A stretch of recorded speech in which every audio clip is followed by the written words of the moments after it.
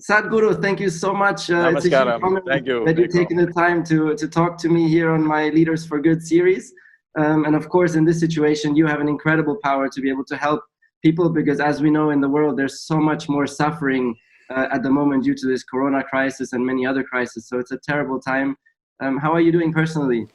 Actually, I'm too busy, lot of things happening. One thing is, because we're in, a reasonably remote rural part of India, lot of migrant laborers are stuck here without any work. So, we are providing food and other things for them. We are also working with the state governments in setting up quarantine hospitals and all this stuff. Plus, we have nearly 3,000 people here living in the center. So every day I'm on the web between 6 and 6:40, plus we are on the television series and various other interviews. More than anything, giving out this message that, well, where every generation faces some kind of situation. At least we are not facing the Third World War, it's just a virus, we can deal with it. At least nobody is bombing our homes or shooting at us. If we are careful, if we are conscious, we can come out of this stronger and better. Above all, when is the last time for many people they got nearly 6 weeks of break from what they're doing? So this can be a tremendous time if people use this as a way to turn inward, upgrade themselves in some level. If everybody strives to, let's say, physically, mentally, emotionally, and in whatever they're doing in terms of their competence, 10% improvement if they do during this lockdown period, well, we will all come out as really wonderful human beings, that's what we must do. Let us not allow a virus, I know it has its power, but we shouldn't allow it to pull us down. We are much more evolved creatures, we should be able to come out on this, top of it, very soon. That's really powerful to hear from you that you're also spreading some optimism and giving us all personal hope as well. Can I just ask you, do you remember how we first met? Yes, I met you in Singapore. That was a one-way meeting though, I didn't meet you. I wanted to see you… I wanted to see you zooming, but you didn't start that day. And I saw you jumping in front of that car. I was fighting for the world championship and my car didn't get off the grid. I was stuck on the grid being on the first row. I was in the wrong paddock, I was in the Ferrari paddock. Oh, how dare you do that? How dare you be… Because you guys didn't take me. Well, the next time is in the economic forum in Davos, of course. Yeah, I was so honored. I walked up to you in the economic forum and I thought, you're never gonna know who I am or anything. And you said, I remember you from the grid in Singapore. I was so honored that you had watched me race even, so that was really… thank you so much for that. I even watched your father race, Nico. That's amazing. I've been into racing since '70s, so Okay, so next time I come to India, we have a little race each other. Oh yeah, but these days I'm on the motorcycle, I hope you can balance. Oof, that's sounding a bit dangerous. I like 4 wheels usually. I'm riding a multistrada, so it's pretty good. Sadhguru, if I may, I would like to jump right into an area where hopefully with your insight we can create a little bit of help to everybody, all of my followers who are following at the moment and who may… Yeah, I thought you were too fast to be followed, what the hell is happening to you? No, and I'm slowing down for this purpose now. So I would like to… I've listened to so many of your talks over the years, even back in the years when I was fighting for the title, I was listening to many of your talks, so they always supported me as well. And you talk a lot about depression sometimes, and I'm sure many people unfortunately are struggling with symptoms of depression at the moment. And yet you say that most of it is self-caused and self-inflicted, and only a minority is really pathological, where it's really a disease. So for the majority, we can control it ourselves. And what you say is that we need to learn and practice to keep ourselves more joyful. And I would like to ask you for a quick insight on what you recommend we can do to keep ourselves more joyful in the everyday moments at this period that we're going through. See, essentially we give it various names. We call this misery, we call this anxiety, we call this anger, we call this resentment, we call this hatred, we call this many things. But essentially, all that's happened is, your intelligence has turned against you. Once your intelligence turns against you, then no power in the world can save you. It doesn't matter where you are, you may be in the best possible situations, but misery is inevitable because your mind has turned against you, your own intelligence is working against you. This is like, suppose right now, show me your right hand. Suppose it starts beating you in the face. What will you do? Those Reuben and whoever else around you, they will initially they won't try, dare to touch the ace driver, but when he starts bleeding, they will come and hold you. They don't want to let you go. What are you doing to yourself? But you won't listen, you start smashing yourself up. Then what to do? Tie up your hand to the chair on which you're sitting. But that also did not help. Then what to do? If it goes to the extreme, if it becomes too damaging, somebody will have to amputate that hand, which is causing so much damage to you. So when you do it with your hand, it's very obvious. When you do it with your own thoughts and emotions, you think there is some exotic name to it. No, all you're doing is you're thrashing yourself with your own thoughts and emotions. Everybody has an excuse, why I do this? Because my car didn't start, because my wife is like this, because my husband is like that, because my job is like this. Everybody has some excuse. Right now everybody's excuse is, because I'm not able to meet my boss, mother-in-law, everybody is stuck somewhere else, I'm just stuck at home with my loved ones and that is the problem. Can you believe it? All these days people were complaining going to work. Today they're complaining they cannot go to work. So I'm saying the problem is just this, that your own intelligence has turned against you because the nature of human intelligence is like this. It's on many different levels. One aspect of it is intellect. If you ask anybody, do you want your intellect to be sharp or blunt? Of course they will say, I want it sharp. So we gave you, let us say, a very sharp knife, it's a cutting instrument. Now, the hand in which you're holding the knife is not steady, so you started doing this and started cutting yourself. Now you think knife is the problem. Knife is not the problem, the hand that holds is the problem. So we have done nothing about stabilizing our systems. We have been given an intelligence and an awareness which is way ahead of any other creature on this planet. You know, this Charles Darwin is an English guy, you heard of him. So he said a goat could have become a giraffe over 1,000,000 years. A pig could have become an elephant over many more million years, but a monkey became a man rather quickly. How quickly means, see, the DNA difference between a chimpanzee and a human being is only a 1.23%.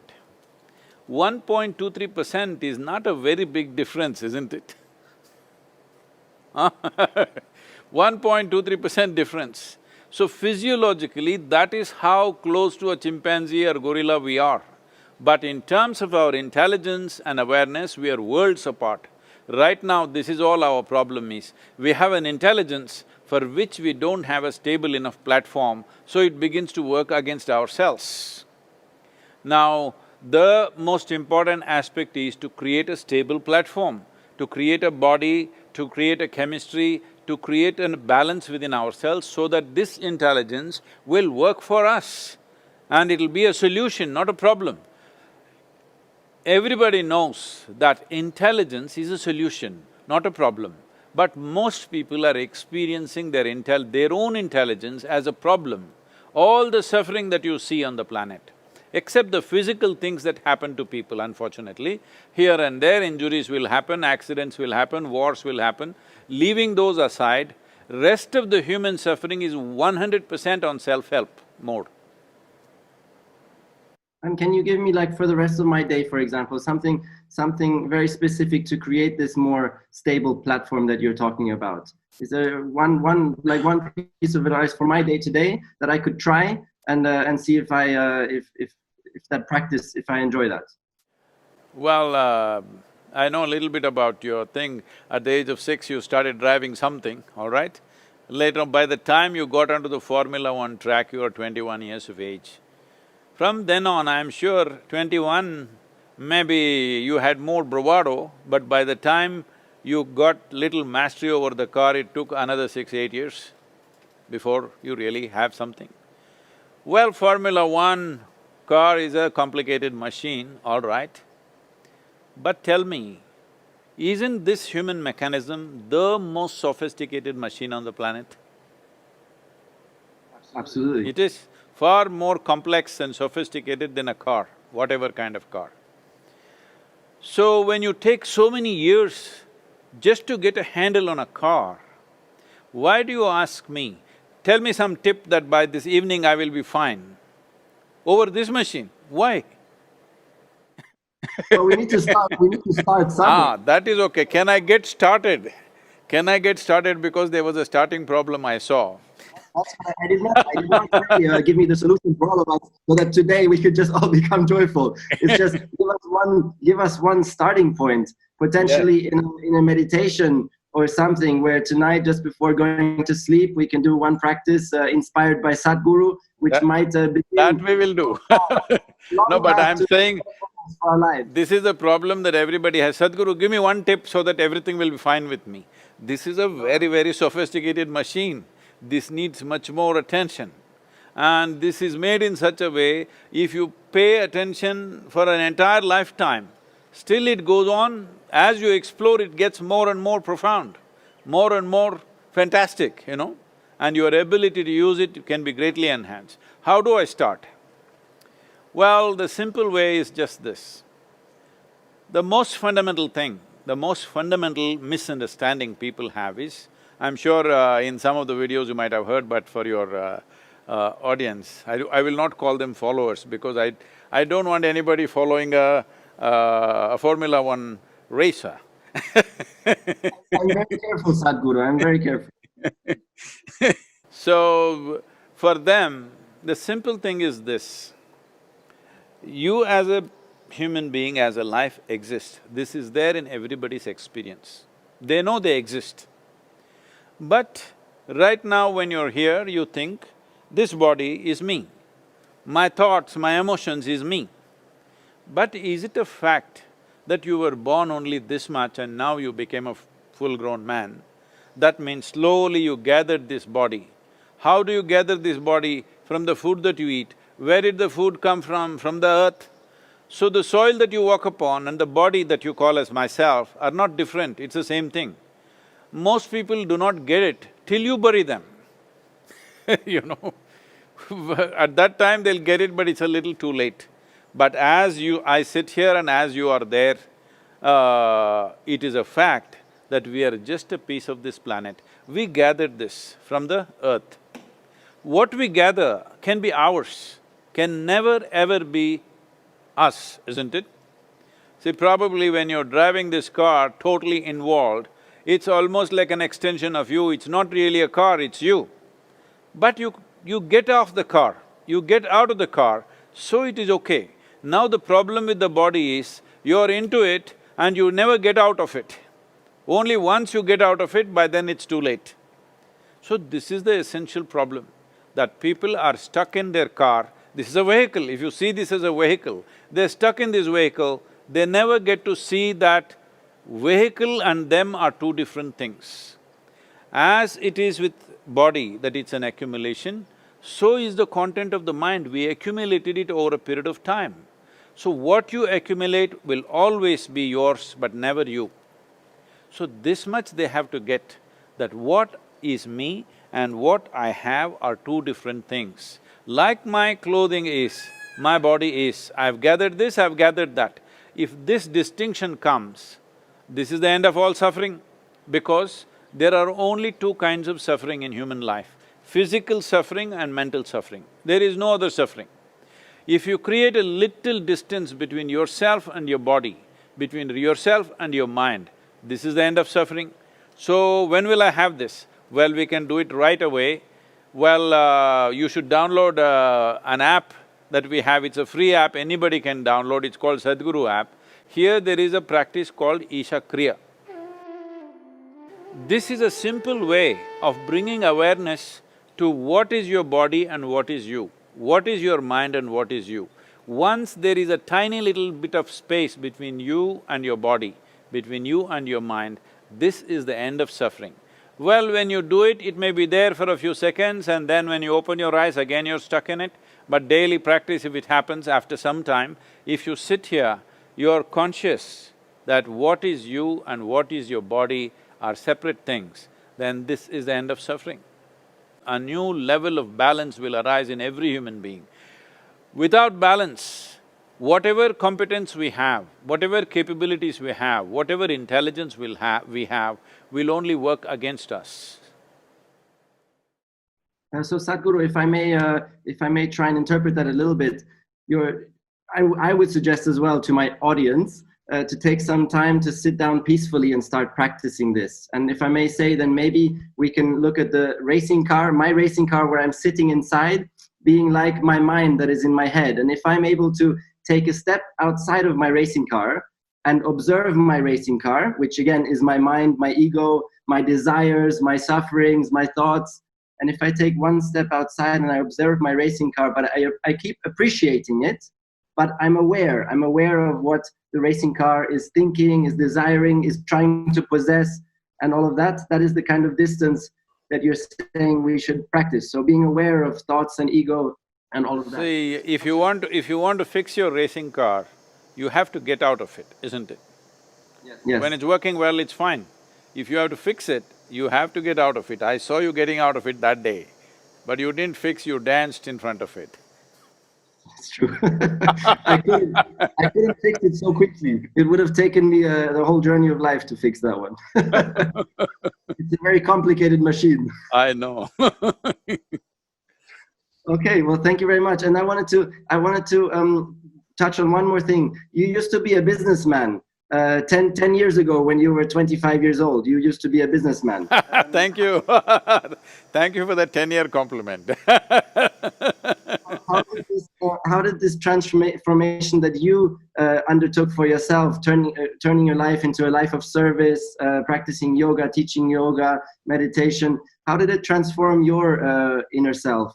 Possibly exactly in this awareness that you've gained now. Can you explain that a little bit to us? Now you want me to share my great failures in my life. See, this happened to me. Yes, I was in business. For those days, I'm saying.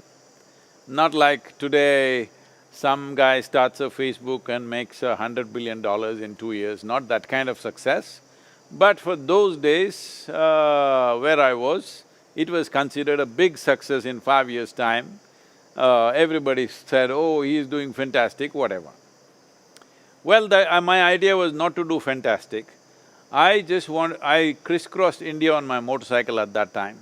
And I realized that my problem was I couldn't cross the Indian borders and ride on because of various things. So I decided I will start some business, make some money and then ride away. But then success came. Success is a trap. Once it's successful, you can't get out. You did a wise thing. When you got the world championship, you got out. That's a very wise thing. But success is a trap. When you become successful, you can't get out of it. I thought 2 years business and then I'll ride away. Then it became became 4 years, 5 years, became very successful, over half a dozen businesses, all kinds of things happening. So one afternoon, I just went and sat on a hill. Suddenly I did not know which is me and which is not me. What was me just was all over the place. Were you suffering? No, I was very successful and happy. But was it true happiness? What is true? I was happy, it was true to me. Maybe others were not happy about me, I don't know. When you're happy, always somebody is not happy, you know what to do. There are some people who become miserable simply because others are happy. There are a whole lot of people like that, unfortunately. So On the hill, I interrupted you, sorry, on the hill.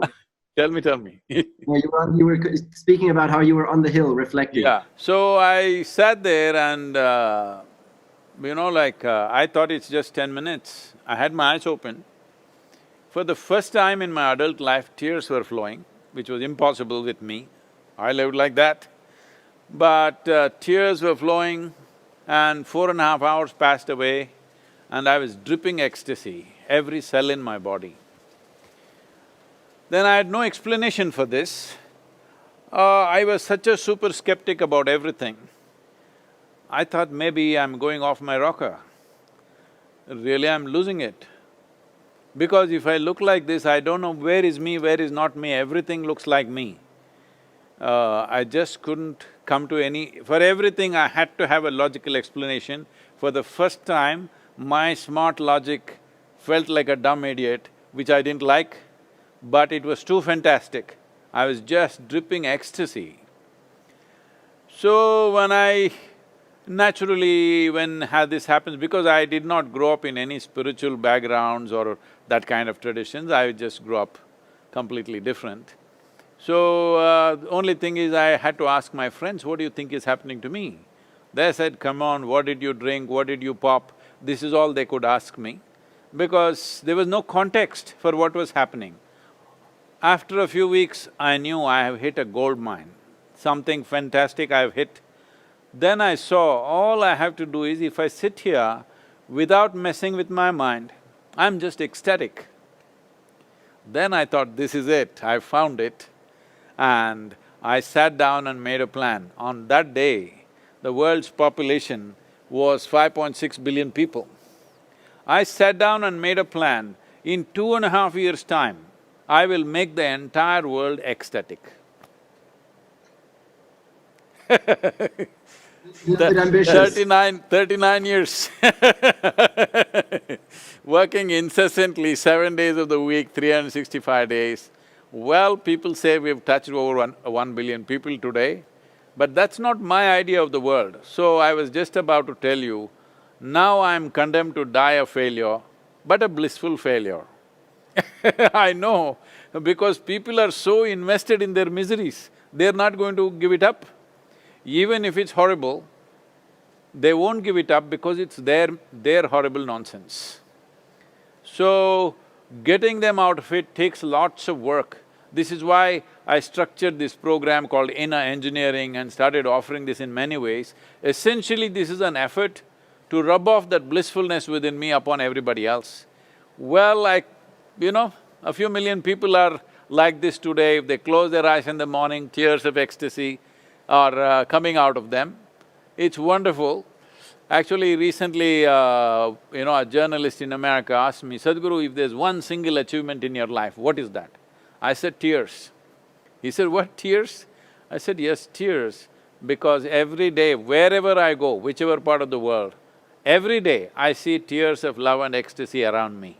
I think this is the greatest achievement I have. People melt, that's wonderful. They are not like hard rocks.